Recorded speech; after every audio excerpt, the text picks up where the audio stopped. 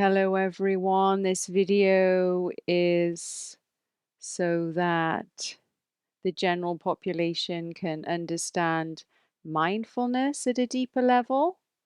I know there was a big wave of mindfulness. It's been going on for over a decade now, but there still seems to be some misunderstandings and frustrations.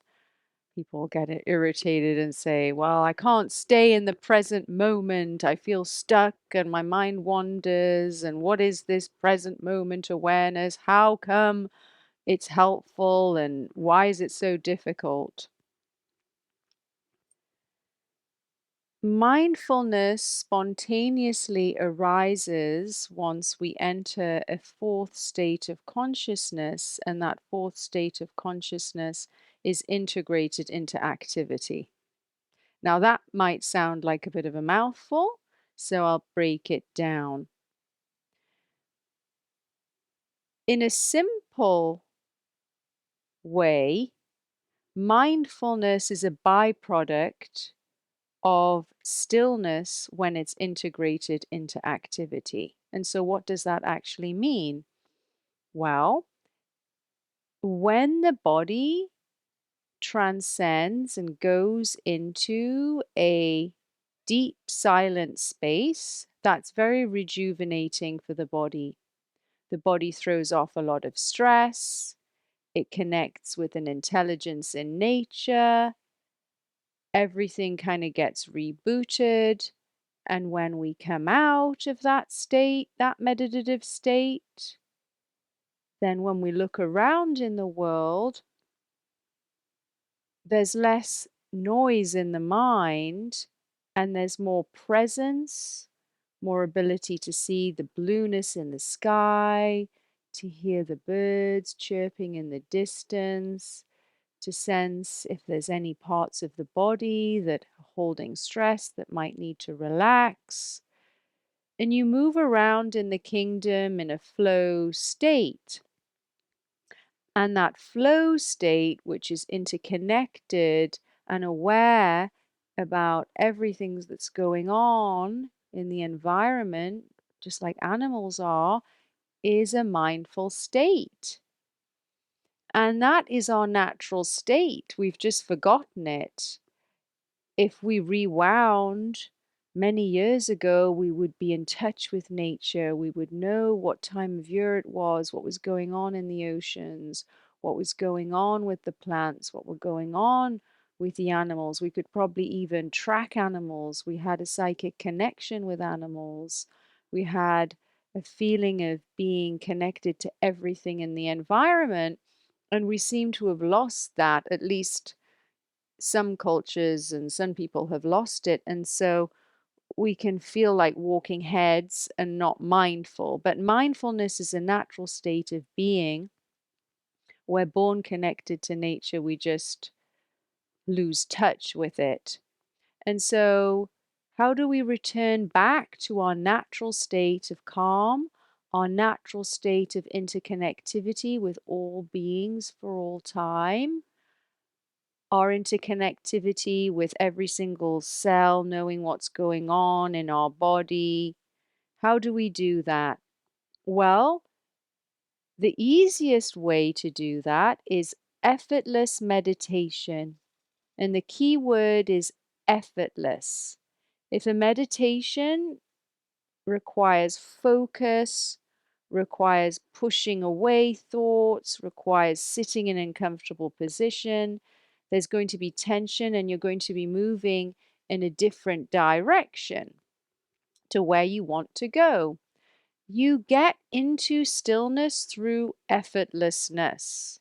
You return back to your natural state of calm through letting go of effort, through letting go of pushing, of perfectionism, of trying to stop the mind from releasing thoughts.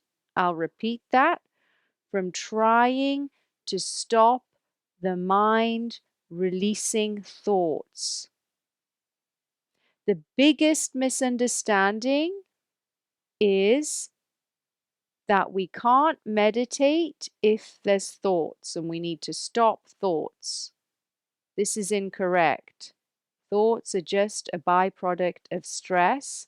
And when stress is exiting, you get thoughts. So if you're meditating and you've got stress in the system, it's going to throw off a load of thoughts. You don't need to be concerned about that. You don't need to drag the mind back into the present moment and hold it there and then beat yourself up when it wanders off, because you're not your thoughts. You're just allowing your thoughts to pass through you. Different days you'll have different amount of thoughts. Different days you'll have a different content storyline going on. It's not going to stop you from being mindful. It's not going to stop or prevent you from meditating. The only thing that stops you is you beating yourself up about it, thinking that you're a bad meditator or you can't meditate or there's something wrong with you because you're releasing stress. There's nothing the matter with releasing stress. Sometimes I have amazing meditations and it's releasing loads of thoughts today. And I know, oh, wow, something good is happening. I'm thinking, and in between any passing thoughts, returning back to my mantra. In between any passing thoughts, returning back to my mantra. I have a lot of meditations on this channel, mindfulness-based meditations, that you can return back to my voice and any guidance. And if you do it effortlessly, you will feel better and you will spontaneously arise after the meditation in a more mindful space. Now, if we keep meditating, we keep dropping into the stillness and returning back into our lives and into activity, returning back to the stillness in meditation, coming out slowly, returning back to our lives and action and washing the dishes and driving to work and feeding the kids and going to the gym and then meditating again and then coming out into activity slowly and then doing whatever we do on a daily basis. This tempering this stillness, activity, stillness, activity, stillness, activity, stillness, activity, stillness, activity. What that does is it enables the nervous system to hold the stillness in activity. So it's like a sponge. When you put a sponge in water, it kind of soaks up all the water, but when you pull it out, some of the water drips.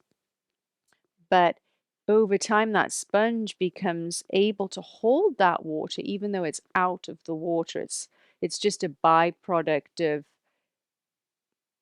of regular meditation and healthy living. And then you have a different nervous system. If you keep meditating, and I've been meditating twice daily for a long, long time, but I promise you, if you keep meditating and you make it a habit, your physiology will change, your perception of reality will change, and you will be in a permanent meditative state. And that rocks. There's a lot of benefits to be in a permanent meditative state because you feel like you're always connected to your environment. The sense of self infuses everything, and it's a less lonely place. It's a very interconnected place, and also your actions start to reflect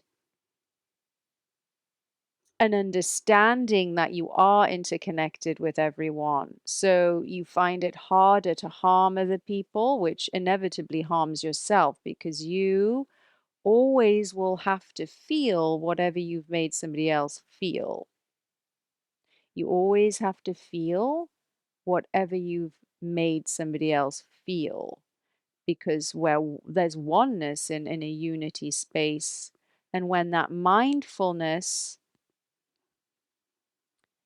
is there permanently, then you're aware that your actions affect everything at all times. So you don't get away with anything.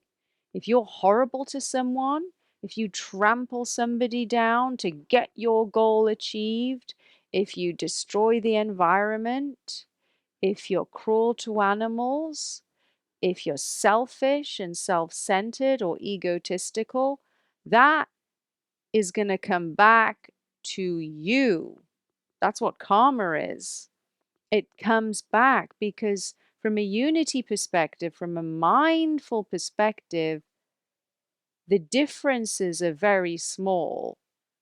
They're so small. They seem to be huge on a non-subtle level. You think you're over there and you're very different to me, and you're a different color, and you're a different race, and you're of a different socio-economic background and a different level of intelligence, and there's here over me, here I am over here, and you're over at the other side of the globe or wherever you are, and we're separate. That perception only exists at a very gross level, but at a subtle level, we are all one thing, just split into billions of different pieces. But the larger part of ourselves is one.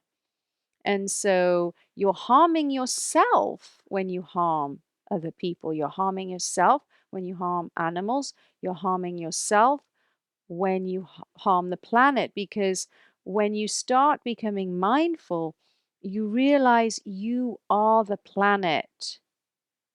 You are the planet. I mean, literally, you are the planet. There seems to be a perception that I'm a human and that's a rock, or I'm a human and that's the stars, or I'm a human and that's a worm in the earth. But once that stillness is integrated into activity, there is an intuitive knowing, or even maybe, some people have experiences, celestial experience or refined experiences of, and it can come in so many different shapes and sizes, but a deeper understanding of no difference or very little difference. And so if we push it so that it's not just, oh, I feel the soap when I'm washing up, or, oh, I look at the sky instead of just looking, at my feet when I'm walking. That's one level of mindfulness, yes. But if we push it further, what mindfulness does is it creates unity. It removes differences. It raises one's level of awareness into a cosmic realm where we start to understand how the universe works, how we are very, very powerful, and we have a lot more abilities than we previously thought we had. Because when we're mindful, we have abilities to hear in a more refined way, to feel in a more refined way, to sense intuitively in a more refined way, to know what has happened to other people, what is happening maybe outside of our immediate environment. We get something called siddhis sometimes, which are these are natural abilities that we lost through not being mindful. But when we become mindful, I'm pushing mindfulness to an extreme now, but even that extreme is natural. When we become mindful, we remember our cities, we recognize who we are, and we are extremely powerful. We have the ability to know so much more than, you know, adding up numbers or what the stock market's doing or remembering history. and remembering facts and regurgitating facts or understanding philosophies that is secondhand information from somebody else. We have more abilities than that.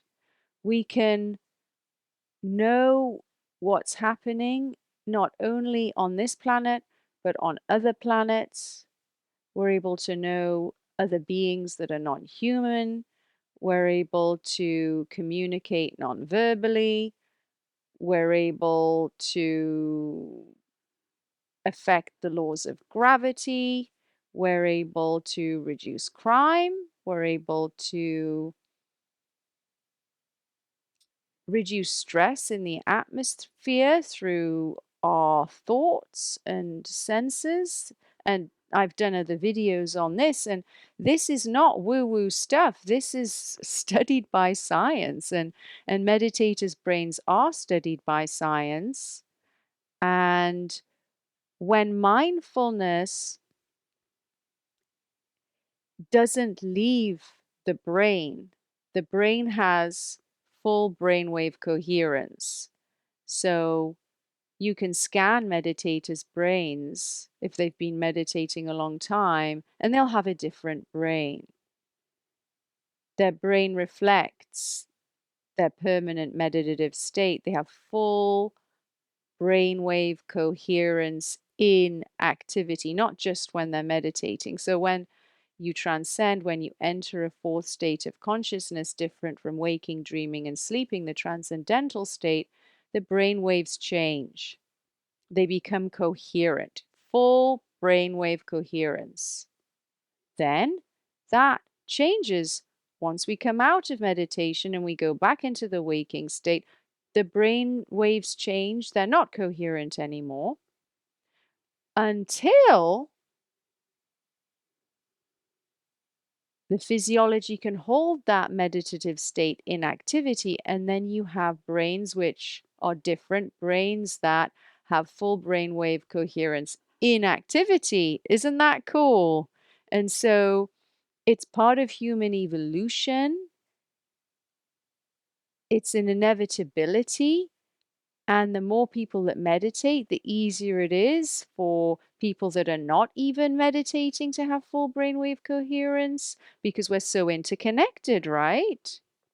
And so if we're so interconnected and what one little cog in the system does affects what every other cog is doing, then if you have a lot of people meditating, that stillness spreads out into the system, and there's waves of calm, there's bombs of stillness. We talk about these bombs of stillness when groups of meditators come together and transcend, and when groups of meditators come together and transcend and do advanced meditation where they're thinking thoughts at the same time, where they're doing these advanced meditation practices where they're putting their attention on certain things at the same time together.